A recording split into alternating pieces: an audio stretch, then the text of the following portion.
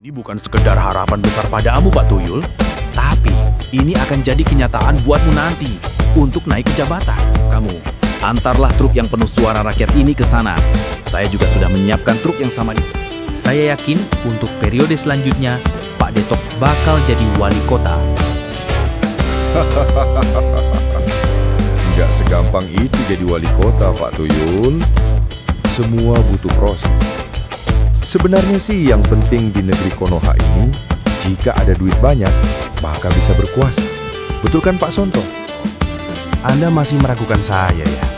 Apapun yang terjadi, saya nggak bakalan takut, Sonto. Jangankan manusia, Tuhan pun bakal saya lawan. Kalian Pak.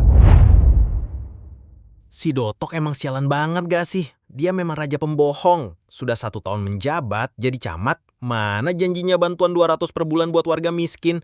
Sampai pajak usaha dimatikan, gak ada satupun prestasinya. Kalau mati, mau jadi apa tuh orang?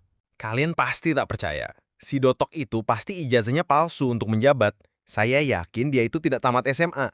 Mustahil dia punya ijazah kuliah. Saya doakan saja nanti ada orang baik yang bakal ngungkapin ijazah palsunya. Kita semua udah dibodohi. Waduh, jika itu benar, betapa bodohnya kita sebagai warga. Masa kita dipimpin sama orang yang tak berpendidikan? Pantas kinerja sangat buruk dan tak ada.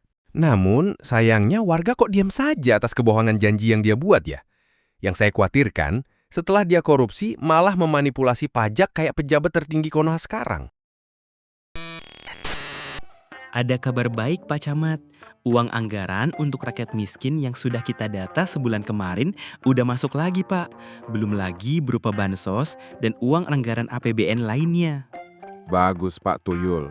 Cukup Anda transfer saja seluruh uang itu ke rekening saya. Nanti akan saya kasih untuk Anda, Sonto, dan rekan lainnya. Tapi ingat Pak Tuyul, jaga rahasia ya. Lapor Pak Camat. Maaf, gawat Pak. Sepertinya nama Anda sudah dicoreng oleh warga.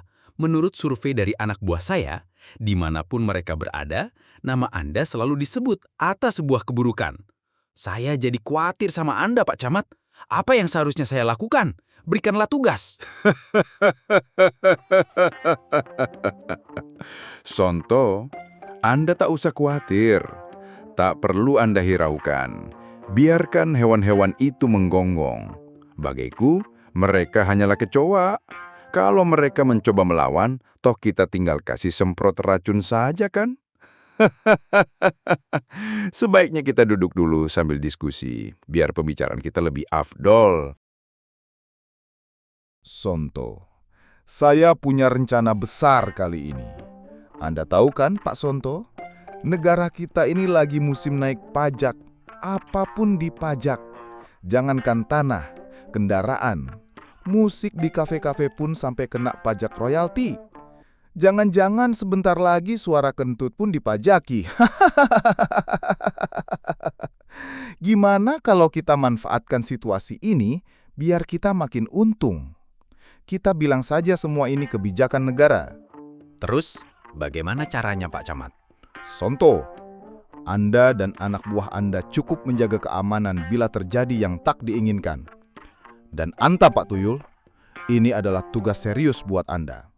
Anda pelajarilah tentang peraturan perpajakan di negara Konoha sekarang. Lalu, ambillah untung. Maksud saya, jika pajak itu 100%, lalu kita naikkan pajak itu menjadi 150%. Berpandai-pandailah agar pejabat tinggi tidak mengetahui hal ini. Dan itu tugas Anda, Pak Sonto. Baik, Pak. Meski ini sulit, saya akan mengetahui seluruh kekuatan yang saya punya. Pak Tuyul, jangan lupa ya, tugasmu itu. Jangan sampai gagal. Baik Pak Camat, saya dan rekan-rekan kantor akan melaksanakan tugas ini. Saya akan menutup seluruh mulut dengan amplop semua perangkat-perangkat desa di kecamatan ini. Saya yakin mereka akan berpaling dari warganya.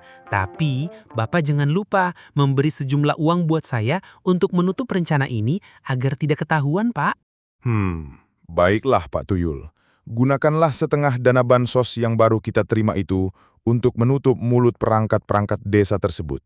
Dan dana anggaran lainnya, termasuk APBN, segera transfer ke rekening saya ya. Tapi ingat, jangan sampai gagal ya Pak Tuyul. 4 tahun berlalu, warga di kecamatan yang dipimpin oleh Detok pun sudah sangat muak dan marah besar selama kepemimpinannya. Semua janji tak pernah ditepati. Semua bantuan sosial dari atas pun tak pernah haknya dikasih kepada warga setempat. Pada akhirnya, demo besar pun terjadi. Di saat Pak Detok berpidato di depan massa pun, warga tidak mau mendengarkannya. Karena warga tahu soal kebohongan yang selalu dilontarkan. Dan warga ingin Detok harus turun sebagai camat. Padahal masa jabatannya tinggal 1 tahun lagi. Sementara itu di rumahnya Pak Boy Santoso, sudah berkumpul 2 orang rekannya, yaitu Pak Ilham dan Bu Sulis.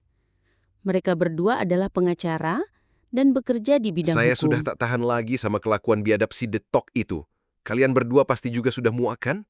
Lihat, warga semua pada demo atas kebusukannya. Saya mohon, karena kalian seorang ahli hukum, mohon bawa kasus ini ke ranah hukum. Si Detok itu sudah semena-mena terhadap warga. Dia korupsi, semua dana desa bantuan diembat tanpa sisa. Saya mohon bawa kasus ini ke ranah hukum. Kasus pertama, dia itu telah korupsi selama 4 tahun menjabat sebagai camat. Kedua, ijazah yang dia gunakan pasti palsu. Saya sudah mengumpulkan bukti-buktinya, termasuk juga permainan belakang si Detok ini dibantu oleh kepala kepolisian bernama Sonto. Baiklah kalau begitu. Jika semua bukti sudah lengkap, tak ada susahnya bagi kami untuk menangkap si Detok ini dan para antek-anteknya. Demo pun masih berlanjut hingga beberapa hari. Dan singkat cerita, Pak Deto pun selaku camat dan antek-anteknya akhirnya ditangkap oleh kepolisian dengan kasus korupsi 50 miliar dan ijazah palsu yang dia gunakan selama menjabat.